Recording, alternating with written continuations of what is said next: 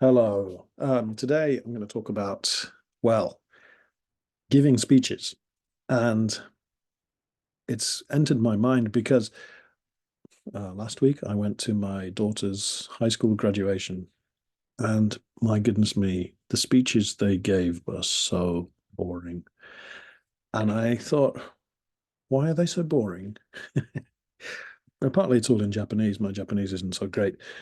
But even I looked around and everybody was looking at their smartphones and, you know, um, the reason they were so boring is because it was a ceremony and it's just to be important to do something in a boring way, I think. You're supposed to be bored. However, let's not do that. We don't have to do that. When we give a speech, we should be more interesting. Some of the most interesting speeches that you'll see are on the TED. I think that's called Technology Education something. Well, I'm not sure what it stands for. Technology Entertainment Design. But the TED Talks are some of the best that you can see on YouTube. If you type in TED onto YouTube, you'll get hundreds of them.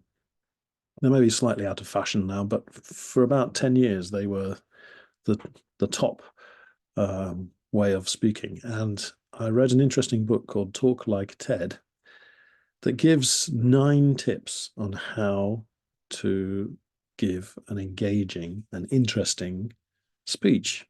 And I wish the Japanese graduation ceremonies would follow some of this advice.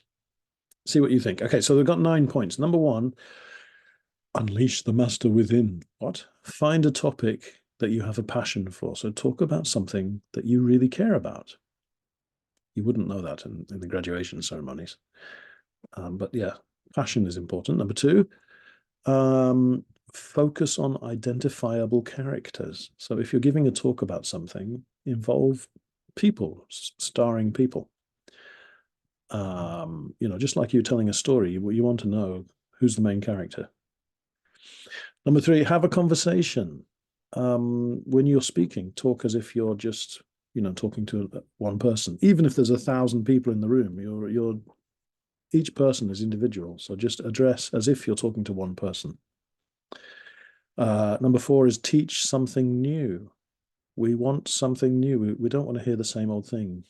Maybe that's why graduation ceremonies are so boring. It's the same old thing. No, think of a new angle, a new way of talking, a new subject, something new. Otherwise, what's the point?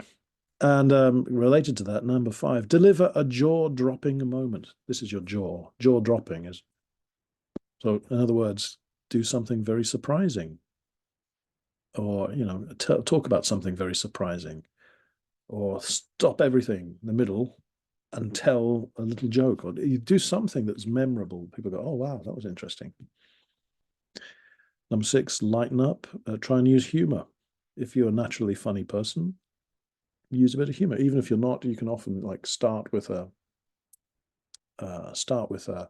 joke or a funny situation, and it lightens up, and then people want to listen.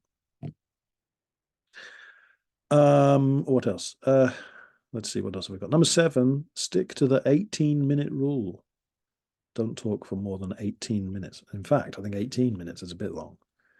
But if you're giving very detailed information, yeah, more than 18 minutes, more than 10 minutes, really, it's hard to concentrate. So don't keep talking and talking and talking. Number eight, paint a mental picture with multi-sensory experiences. I had to read that. That means use graphics, use a poster, use some computer graphics, use a screen, something that engages people's opinions, not just reading from a piece of paper like this, And number nine says here, stay in your lane. Be true to yourself and your own style. Stay in your lane. That's like driving. You don't go into the other lane. In other words, if you know about education, talk about education. If you know about art, talk about art. Don't start talking about things that you really don't know anything about. I think that's what the meaning is. Anyway, those are 9 tips, and if you follow those 9 tips, or maybe not every single one, but if you pick out a few and make that part of your speaking style, if you have to give a speech in a job or at school or addressing a group of people, it will go much better. Yeah, if you remember some of these tips. Okay, I've got 3 questions. Number 1, which of these tips is the easiest for you to master? Number 2, the opposite. Which of these tips is the hardest?